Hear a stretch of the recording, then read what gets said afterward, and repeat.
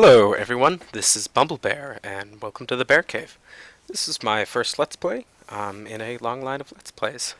I hope you stick by with me in the years, months, minutes, or seconds to come. So yeah, welcome. I hope you guys enjoy yourself, um, and we'll see. Today I'm playing Rome 2 Total War, made by the Creative Assembly and Sega. I shall be playing this as my first Let's Play, and although it's not a fan favorite, I myself rather enjoy it due to a love of the ancient world, and I'm going to be doing this series and others in the meantime. I'm a professional writing major and a history minor, hence my love of history, and yeah, I will try to keep this entertaining. Enough of my blabber, let's go on. Grand Campaign. I think today I am going to play as the House of Cornelia, and although I know everyone plays Rome, I have played many of these before, and I have actually I've only played Rome once, so I'm going to be doing that today. So the House of Cornelia has a minus 50% public order penalties due to the presence of foreign cultures. From what I understand, that allows them to easily assimilate other cultures, which will be useful in my conquest of the known world. And a minus 50 upkeep cost for auxiliary units, which will be exceptionally useful as I have a tendency to use a lot of those, along with mercenaries and such. I know that doesn't count for mercenaries, but herp derp. So, and let's go. I apologize if I'm going to be playing this on normal mode. That may be a disappointment to some of you, but I am not a master strategist. I love strategy, but I am no chess champion. So,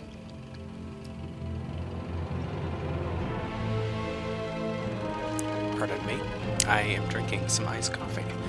I have a severe iced coffee addiction. That all happened a few years ago, starting college, and now I can't seem to stop. It's probably a problem, and one reason why I'm doing these Let's Plays, to feed my addiction. So, hopefully you'll all help me feed my addiction. My fellow bumblers, I suppose? Fellow bears, honey seekers, ursine? Yeah, I think I'll go with bumblers. Yeah, so welcome to this channel. As I fumble and bumble and humbly make my way into the YouTube interwebs.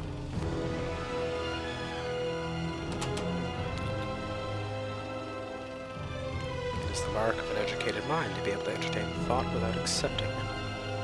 Aristotle, Greek philosopher. My grandfather actually taught me a lot about that concept. He's got a PhD and 3 masters. Not to brag, he's just never stopped being a student. Something I hope maybe one day I could do. And he taught me an exceptional lot about, taking in new ideas without actually bringing them and taking them to heart. You are at war with the Etruscan League. March north and capture their territories. This will allow you to consolidate Italia and ensure the safety of Rome. You must wage war if you hope to extend your dominion. Syracuse and Carthage own territory in Magna Graecia, so conflict with them is inevitable if you wish to expand across the Mediterranean. Otherwise, they may prove useful allies against Etruria or the Gaulish tribes to the north. I apologize. Come what if any of may, you... Rome will triumph. I apologize if any of you heard that. I kind of have allergies right now, as I live in the dead center of the woods, surrounded by vegetables, and by vegetables I mean nature. And it's pollen season, so I am choking on tree goodiness. Seriously bothering me, although I have taken some medicine. Hopefully it'll help. Pardon me. Try not to do that too often. Okay, so I'm Rome. We got the Etruscans to the north. The Etruscans are sort of like northern Italians, and kind of like the Roman. They're a league of various city-states together. not a kind of kingdom or empire in themselves. There's Syracuse, powerful city-state, all by its lonesome. Carthage, powerful Carthage, which spans from the tip of northern Africa, Sicily, all the way over to southern Spain. Both Carthage and the Etruscan League, and even like Apollonia, and you see, well, Athena and Sparta here, but Athens and Sparta, Knossos and Rhodes, and all these other Greek settlements are actually come from a time when the Greeks had this huge population crisis, in which they basically rounded up all their quote-unquote unwanted people and sent them on mass voyages of expedition and well, to settlement other lands, because they could no longer sustain their populations. Greece, for those who don't know, is kind of a really mountainous, hilly, rocky area. There's not a whole lot of farmland, so yeah, hence why there's such huge Greek influence in the ancient world, and how it spread so far. That along with the various empires that sprung up over time. So yeah, I believe that's correct. And if it's not, well, anything to do with history, or I suppose anything else, feel free to correct me on. I am only human, and I don't mean to sound patronizing when I'm informing you all about this.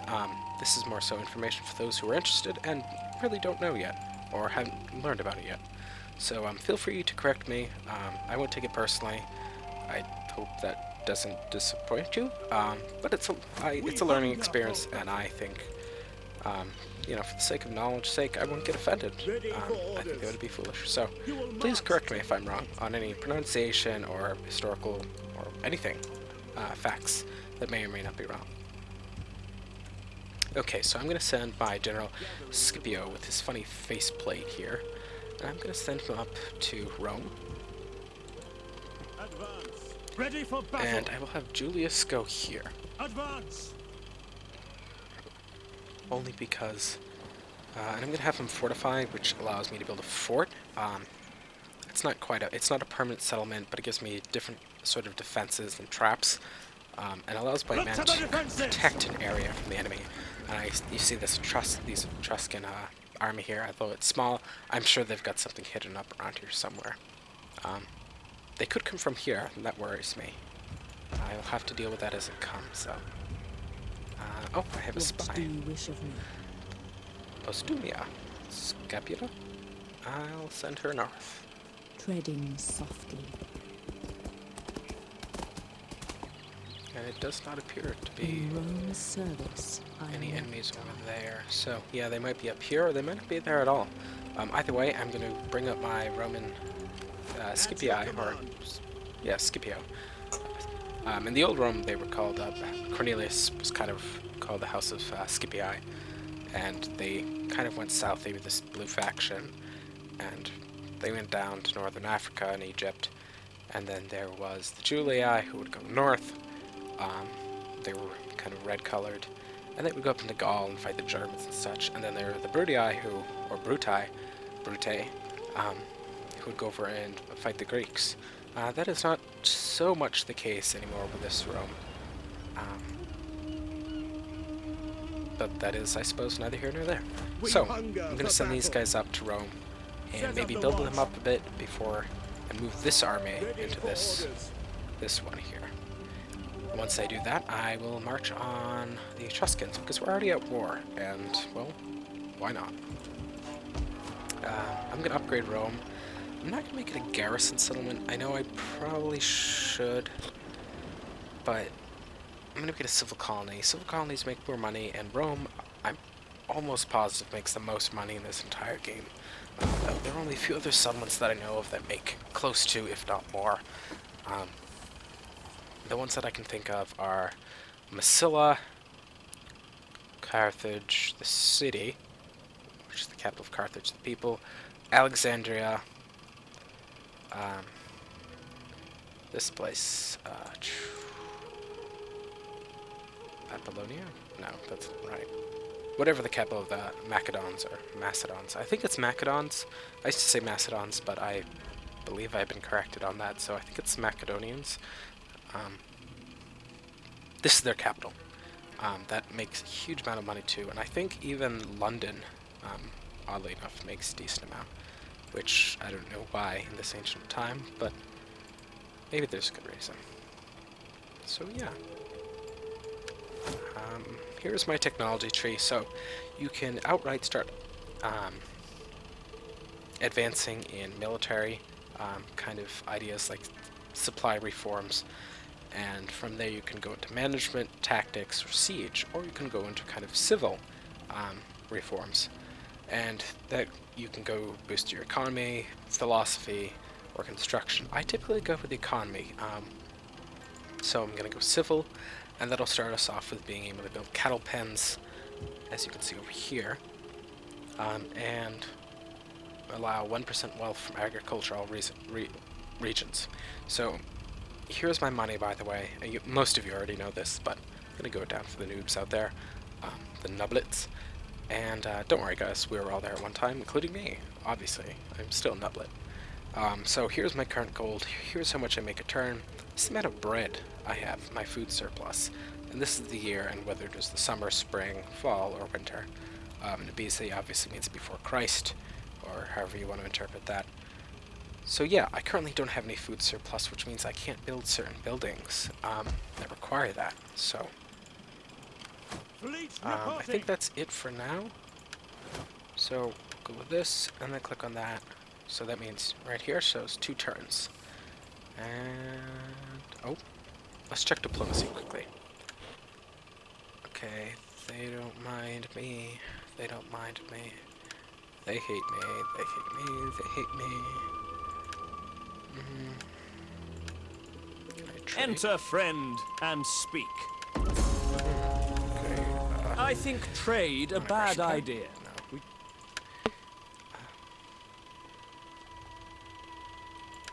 People don't like me. Not even you guys like me. No. I'm so lost here. No, nothing will ever work out in my favor. Oh well. No, none of that. So, okay. Oh, that's what I'm gonna do. I'm gonna boost the taxes because that's what all benevolent, loving dictators, I mean kings, I mean voted in politicians, I mean everyone ever does, right? My people, how do they feel about that? Massachusetts. Okay. They don't like that. So let's lower that a little. Oh, they still really don't like that.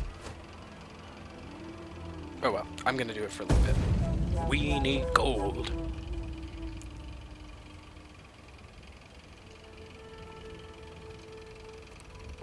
Speaking of gold, I'll tell you guys cool historical facts in a moment. Before I'm rudely interrupted by all my faction announcements. I mean after.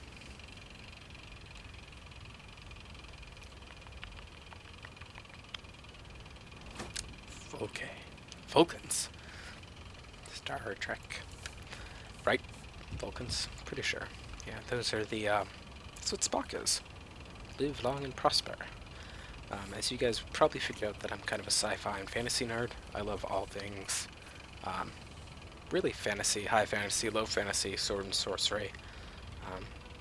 Love Dungeons & Dragons. I didn't grow up playing it. A friend finally got me to play when I was in my teens, and I thought, you know, this is going to be the lamest game ever, it's the nerdiest thing ever, and it was pretty dumb. And then I played, and then I realized that I had a huge problem, and that I was addicted, and now I DM myself. Not to brag, but my friends consider me the best DM they've ever had, and even acquaintances, which is pretty cool, I'd say, except for the fact that I never get to play myself, because everyone wants me to DM. Once more, I suppose that's neither here nor there, that's just me kind of complaining about my life. Commander. Yeah, try not to complain too much. This is supposed to be kind of a happy place where we all can, like, escape from the daily crap. And because that's what it is for me, and I'd love it if it was that for you guys too. You know, no one wants to come home and, you know, have to deal with all the stuff that, you know, on a daily basis that they just really couldn't stand doing. you know, no one wants to come home and hear about other people's lives and Waiting for orders. how, you know, unfortunate they are and how uncomfortable, or, you know. So, this is going to be a happy place as much as possible. Although, if you guys ever need to, like, you know, talk and chill about, March. you know, your home lives, or, Advance. you know, I'm not going to, like, fault you for being like, hey, you know, my parents are divorced, or getting divorced, or life is hard, I don't know what to do, or, thanks for all your, you know, videos, or commentary, or, you know, whatever. I'm here, I guess, for a while, and, I live a okay, you know, comfortable life. Got a lot of medical issues and, you know, problems growing up as far as, like, family and, you know, psychological stuff, but, Advance. you know, there's nothing you can do about that kind of stuff. You just sort of adapt and you move on and you get past it in time. I know that's so much easier than it actually is, but now that I'm in a better place myself, you know, I can say it, I suppose. Which is actually one reason why I'm doing this YouTube channel. I really enjoy this, trying to spin a positive thing on my life. It's kind of a new thing for me. Never done it before. Trying. It's going well so far. I think I've reached a point where I can do it. And I hope you guys can too. Life gets easier in time. We must rest a while. Hard lesson, but it does. There'll always be crap, but, you know, you learn to deal with the crap better, I suppose. So, other than supposing, let's get back to this, because my tangents are way out of control. So, I have moved most of my men into Scipio's army here, Cornelius Scipio, and I foolishly kept him in forced march, which means if someone attacks me, it'll be an ambush, and I'll probably get wiped out. That was dumb of me, but I did go on a tangent, so I kind of deserve it. So, he's going to move back into here, and we're going to end the turn again.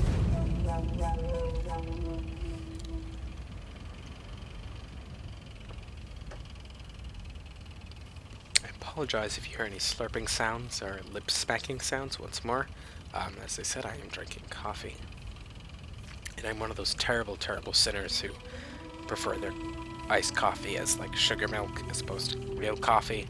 I know, I deserve to be killed and, like, you know, dragged underwater underneath a boat, which, well, it's actually keel hauling, but torn apart by, you know, horse and carts and such. But I'm a sugar milk addict more than anything, I suppose. Brave strangers.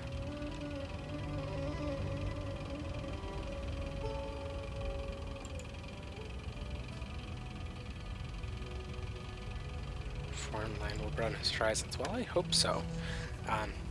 It's not a bad trade. I mean, it is, but it's not terrible. And pet sheep. It gets lonely on the frontier, and hunger strikes too. Oh, well, can't eat a pet sheep. Sheeps are cute. Babas. Bah. I love a pet sheep. I love sheep. They're, like, cute. They're adorable. They really can't fight back. They're kind of like the, I guess, sheep of the animal world. But they're kind of dumb. I guess that's why people call them sheep or sheeple, you know. I could attack now, although I think I'm gonna wrap it up. I have a timer set for about 20 minutes, and that's how I'm gonna divide my episodes up. And it's about to go off. It may be running fast, but once more, this is my first episode, so thank you all for watching, and I hope you guys will be back, and I hope you enjoyed this video. Once more, I'm BumbleBear, and this is the Bear Cave. See you guys, and stay fuzzy.